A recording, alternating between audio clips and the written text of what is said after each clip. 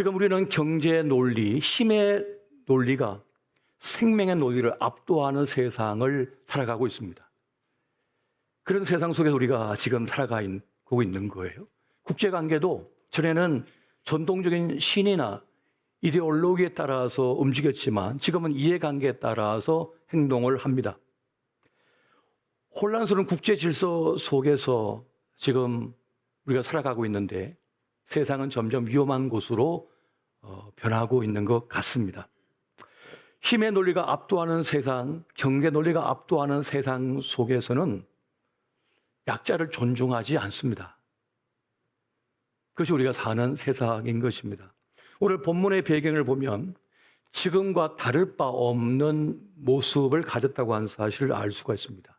힘의 논리, 경제 논리에 의해서 세상이 돌아가고 있었습니다. 아브라함은 그 척박한 현실 속에서 믿음의 길, 하나님의 사람으로 그 길을 걸어갔던 것입니다. 어느 날 아브라함은 롯이 전쟁에 휘말려서 포로로 끌려갔다는 소식을 듣게 됩니다. 오늘 창세기 14장 1절부터 12절까지의 말씀을 보면 이 북부 지방의 큰 나라 왕들이 남쪽에 있는 이 팔레스틴 지역에 있는 부족 국가를 상대로 전쟁을 일으킨 것을 보게 됩니다.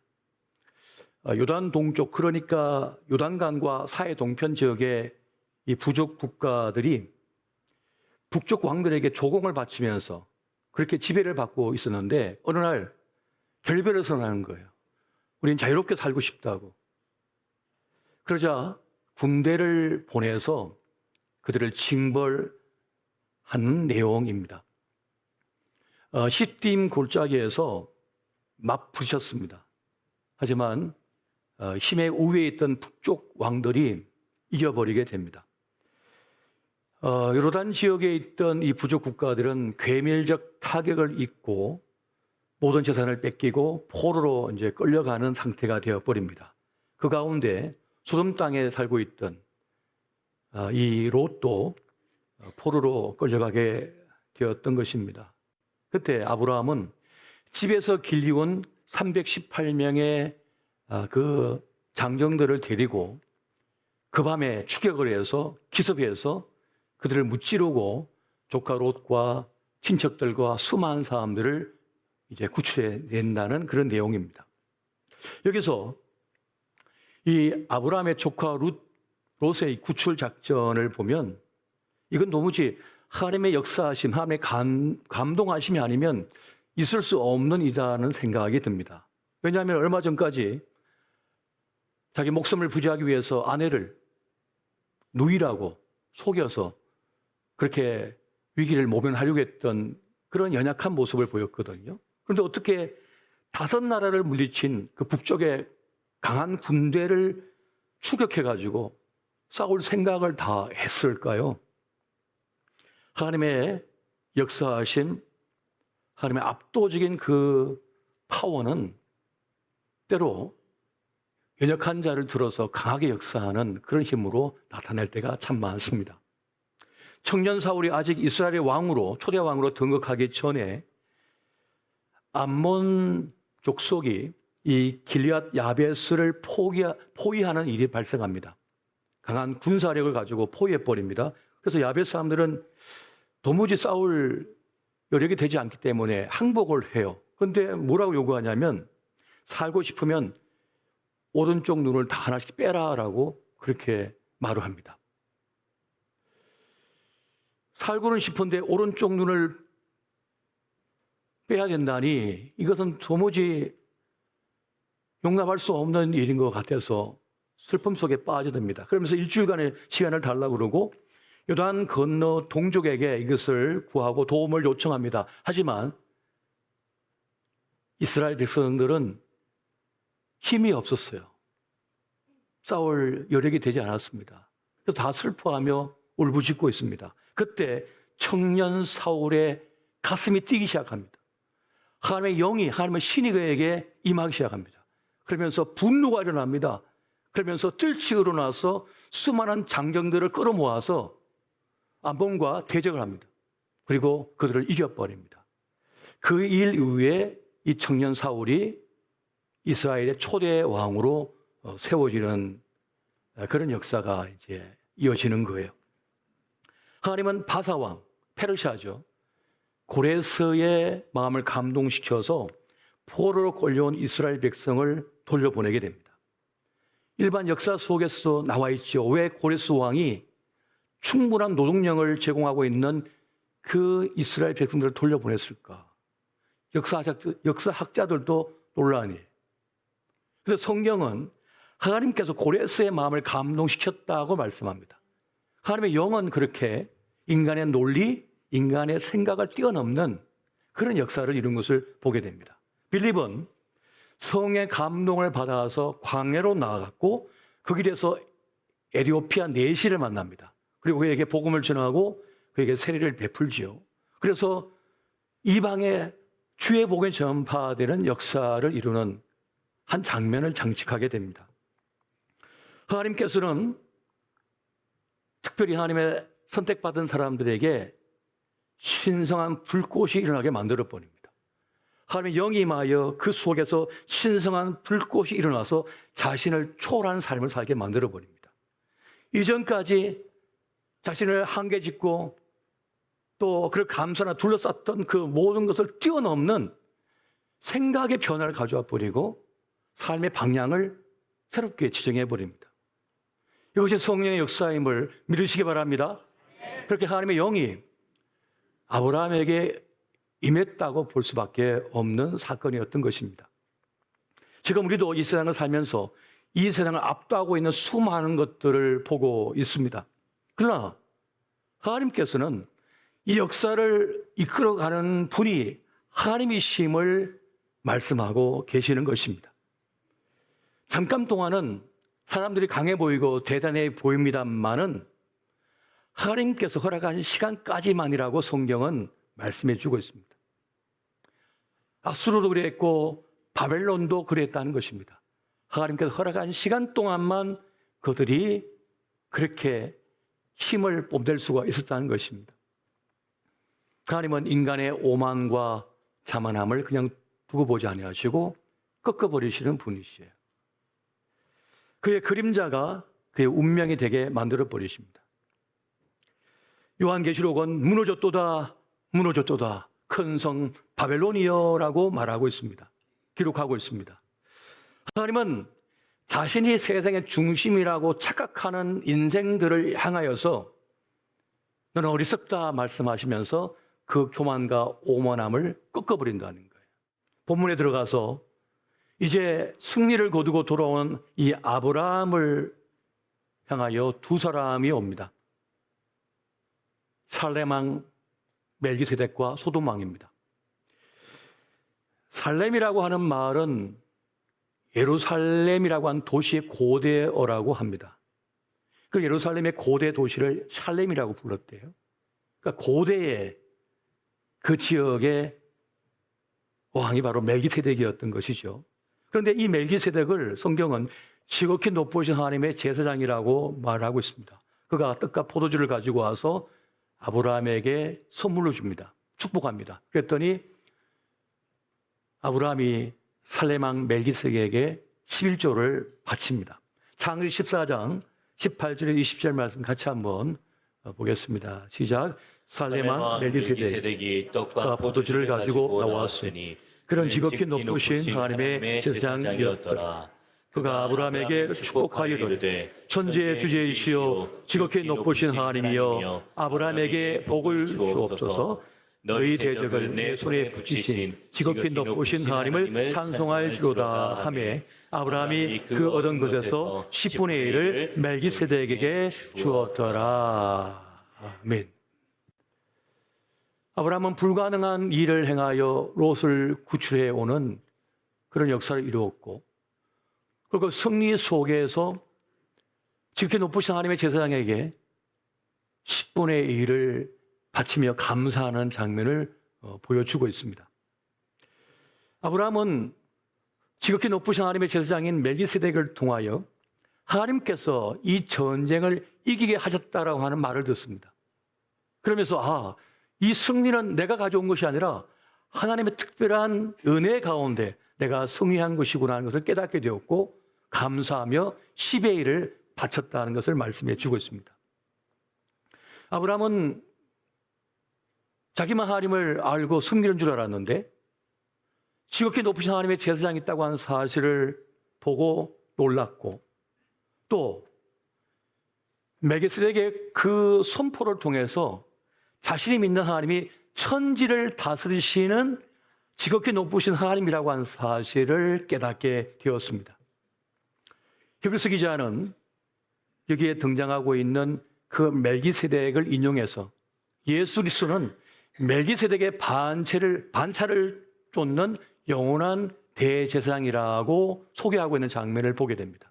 그러니까 아론의 반차를 쫓아서 인간의 몸에서 나온 것이 아닌 예수님은 바로 이 멜기세덱, 이분이 어디서 왔다 어디서 사라졌는지 알 길이 없는 신비한 존재인데 그의 반차를 쫓는 영원한 대제사장이 바로 예수 그리스도시다라고 히브리서 기자는 기록하고 있는 것입니다.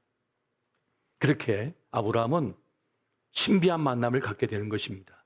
그러면서 이 승리의 영광을 하나님께 돌리는 그런 믿음의 모습을 보여주고 있습니다. 그래서 소돔 왕이 전쟁에 승리하면서 데리고 온 그 소돔에서 붙잡혀간 그 사람들은 나에게 다 돌려주고 노획한 그 전리품 모두는 당신이 가지시오라고 이렇게 말을 할 때 아브라함은 그것을 거절해 버립니다. 도대체 왜 그런 당연한 보상을 거절하는 것이었을까요? 창세기 14장 22절, 23절 같이 한번 보겠습니다. 자, 시작. 아브라함이 소돔에게 이르되 천지의 주이시여 지극히 높으신 하나님 여호와께 내가 손을 들어 맹세하노니 내 말이 내가 아브라함으로 치부하게 하였다 할까? 내게 속한 것은 실한 오락이나 들매끈 한 가닥도 내가 가지지 아니하리라. 네. 아브라함은 하나님의 이름을 걸고 단호히 그것을 거절해 버립니다. 그걸 거절합니다. 아브라함은 충분히 받을 자격이 있고 당시에는 그것이 당연한 논리였습니다. 그런데 아브라함은 하나님을 자신의 기업으로 삼았기에 자신의 보배로 삼았기에 어디에도 매이지 않는 그런 삶을 선택하고 있습니다. 진리가 너희를 자유케 하리라 하는 말씀이 있죠. 진리를 다른 말로 보배라고 말할 수 있습니다. 내 인생의 보배라고 말할 수 있습니다. 하나님을 내 인생의 진리, 나의 보배로 삼은 사람은 모든 것에서 자유로울 수가 있습니다. 모든 성공에서도 자유로울 수가 있습니다. 모든 실패에서도 자유로울 수 있습니다. 모든 아픔에서도 자유로울 수가 있습니다. 모든 절망에서도 자유로울 수가 있는 것입니다. 하나님에 대하여 부유한 사람은 됐어 하면서 거절할 수 있습니다. 너 인정 안 받아도 돼. 너 사랑 안 받아도 돼. 괜찮아요. 비에 빠지지 않습니다. 진정 주님을 나의 인생의 진리, 보배로 삼은 사람은 그냥 살아내버립니다. 그러나 많은 이들이 하나님을 믿는다고 하면서 바알 신상을 섬기고 아스타로스를 섬기던 것처럼 양다리를 걸치고 있어요. 그래서 위기에 빠지는 것입니다. 그래서 절망에 빠지는 것입니다. 에디슨이 공장에 불이 나가지고 다 타버렸을 때 주변에 있던 사람이 더 충격을 받았어요. 에디슨이 너무 담담하거든요. 하나님께서 다 태워버리시니까 새로운 공장을 주시겠네. 그러고 앉아 있는 거예요. 이게 어떻게 가능하죠? 기업가인데? 발명가인데? 그동안 자료가 얼마나 많았을 거예요. 그동안 얼마나 많은 것을 만들어냈겠어요. 그래서 그 삽시간 다 타버렸는데 괜찮대요. 주님을 믿으니까. 주님은 나에게 또 새로운 지혜를 주실 거니까. 괜찮대요. 하나님을 진리로 삼고 있는 사람, 보배로 삼고 있는 사람은 놀랍게도 괜찮습니다. 이것이 세상을 압도해버리는 거예요. 미모를 진리로 여긴 사람, 미모가 사라질 때 절망해버립니다. 자신의 기업이 진리, 보배라고 여긴 사람은 그 기업이 망할 때 그 인생도 망해버립니다. 사람을 내 인생의 진리로 여겼던 사람은 그 친구 떠나갈 때 그 인생도 그냥 떠나가 버립니다. 그런데 하나님을 나의 참 진리로, 길과 진리 생명으로 삼고 있는 사람은 괜찮아요. 주님이 안 떠나셨으니까, 주님이 나와 함께 하시니까 아무렇지도 않습니다. 아브라함은 지금 이것을 그 믿음의 길을 가는 동안에 경험하고 또 고백하며 겪고 있었던 것입니다. 아브라함은 우리와 같이 마찬가지로 경제 논리, 힘의 논리가 세상을 압도하는 그 현실 속에서 그 세상의 논리를 압도하는 더 큰 힘, 세상을 압도하는 힘을 갖고 있었던 것입니다. 그것은 무엇입니까? 세상을 창조하시고 구원하시고 이끄시는 하나님을 품고 있었기 때문이었던 것입니다. 여러분, 하나님을 여러분의 보배로 삼으시기 바랍니다. 진짜 보배로 삼으셔야 되는 거예요. 진짜 보배로. 창세기 15장 1절에 하나님께서 아브라함에게 오셔서 이렇게 말씀합니다. 같이 한번 읽습니다. 시작. 이후에 여호와의 말씀이 환상 중에 아브라함에게 임하여 이르시되 아브라함아 두려워하지 말라. 나는 내 방패요 너희의 지극히 큰 상급이니라. 아멘. 나는 너희의 보배다. 나는 너희의 방패다. 나는 너희의 큰 상급이다 라고 말씀합니다. 상급을 다른 말로 하면 보상이라는 말입니다. 내가 너에게 갚아줄게. 내가 너에게 준다. 이것을 말씀하는 거예요.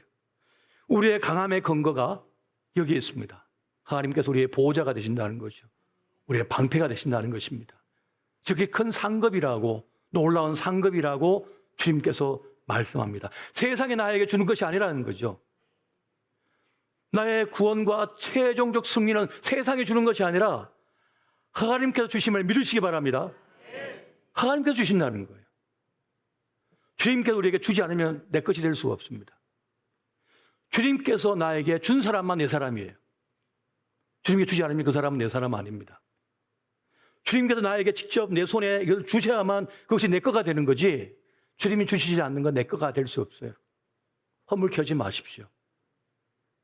그래서 저도 하나님께서 주신 사람이 내 사람이라고 생각해요. 주님께서 주신 것이야말로 진짜 내 거라고 생각해요. 그래서 허물 켜지 않습니다. 주님을 그냥 기대하고 주님을 믿을 뿐인 것입니다. 아브라함이 그 믿음의 길을 걸어가면서 하나님을 깨닫기 시작합니다. 진정한 믿음을 갖기 시작한 것입니다. 여러분, 우리 모두는 질그릇입니다. 인생은 모두가 질그릇입니다. 금치를 막 해놓고 은치를 막 해놓고 뭐라 하냐면 난 금이야, 나는 은이야 또 들고 앉았거든요. 아는 방법이 있습니다. 망치 하나 들고 가서 한번 때려보시면 퍽 하면 깨질 겁니다. 금치를 아무리 두껍게 해도 퍽 하고 깨져요. 도자기는요. 질그릇이기 때문에 그렇습니다. 어떤 문제를 만나거나 어떤 사건을 만나거나 어떤 악플을 만나면 다 깨져버립니다. 저는 이것을 이미 젊었을 때 깨달았습니다. 인생은 질그릇이라고 하는 거를. 그래서 그게 대단하게 보지 않습니다. 사람을 존엄하게 봅니다. 가치게 봅니다. 하지만 그들이 말한 것처럼 금그릇, 은그릇이라고 저는 여기지 않습니다. 다 똑같아요. 질그릇이에요. 한순간에 무너질 수 있는 거예요. 그런데 중요한 것은 뭐냐? 주님을 보배로 삼고 있는 사람, 주님을 나의 진정한 구원자, 나의 생명의 주권자로 삼고 있는 사람은 그 삶의 비참과 피해에 무너지지 않는다는 사실이에요. 깨져서 다시 회복된다는 사실이에요. 왜? 주님은 부활의 주님이시니까. 예수 생명의 역사가 함께하고 계시니까 말이죠. 여러분, 고린도후서 4장 7절에서 9절 말씀 같이 한번 보겠습니다. 같이 봅니다. 시작. 우리가 이 보배를 질그릇에 가졌으니 이는 심히 큰 능력은 하나님께 있고 우리에게 있지 아니함을 알게 하려 함이라. 우리가 사방으로 우겨쌈을 당하여도 쌓이지 아니하며 답답한 일을 당하여도 낙심하지 아니하며 박해를 받아도 버림받지 아니하며 거꾸로 뜨림을 당하여도 망하지 아니하고. 아멘. 심히 큰 능력은 하나님께 있음을 믿으시기 바랍니다. 우리도 능력이 있죠. 우리에게도 힘이 있습니다. 우리에게도 재능이 있고 지혜가 있습니다. 그러나 나를 초월하여 행할 능력은, 그 힘이 큰 능력은 하나님께 있음을 믿으시기 바랍니다.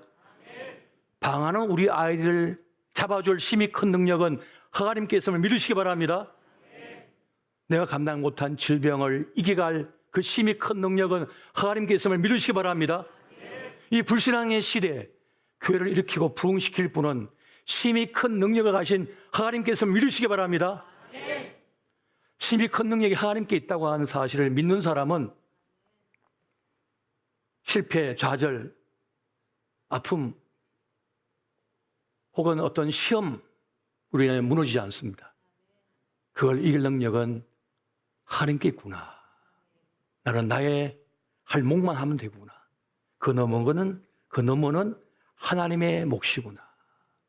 그 너머는 하나님의 몫인 거예요. 하나님의 몫인 것입니다. 아브라함은 그 불신앙의 시대 속에서 하나님을 반영한 삶을 살았습니다.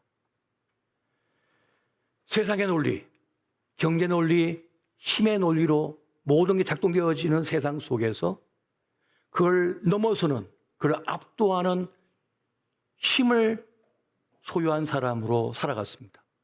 그래서 하나님을 모르던 사람들이 아브라함을 통해서 하나님을 경험하게 되는 거예요. 여러분, 목회자는 어떤 길을 걷는다고 생각하십니까? 목회자는 하나님의 사람들, 하나님의 거룩한 사람들인 죄종들은 하나님을 반영한 삶을 살고 있습니다. 교회에서 죽을 주면 죽을 먹고 살고, 떡을 주면 떡을 먹고 살고, 밥을 주면 밥을 먹고 삽니다. 그래서 이스라엘 공동체의 믿음이 무너지면 당시에 제사장들과 레위 사람들은 굶어 죽어야 했습니다. 곧 그들의 믿음이, 공동체 믿음이 그들의 생존과 직결되게 만들어 놓으셨기 때문에 그러합니다. 오직 주님만을 바라보며 사는 거예요. 오직 주님만을 향하여 서 있는 그들을 보면서 하나님을 경험하기 시작하고 하나님을 깨닫기 시작합니다. 그들을 통해서. 그러면 우리들, 그리스도 예수의 사람들은 어떤 사람들입니까? 세상의 논리, 세상의 문법, 힘의 논리, 경계 논리로 움직여지는 세상 속에서 주님을 보배 삼고 살아가는데, 그래서 삶이 세상을 압도해버려요. 그걸 보면서 저 사람들은 뭐지? 저들은 누군가 하면서 물음표를 가지게 되는 거예요.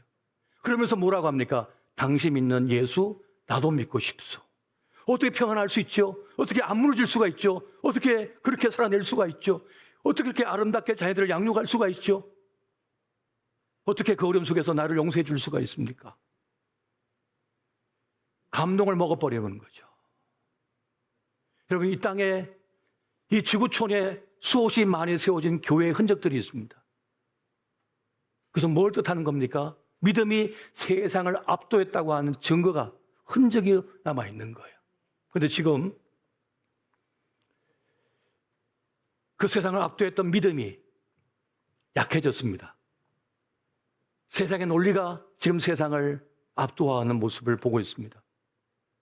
하나님께서 우리에게 알려주시고 세워놓았던 그 진리의 체계가 위협을 받고 있습니다.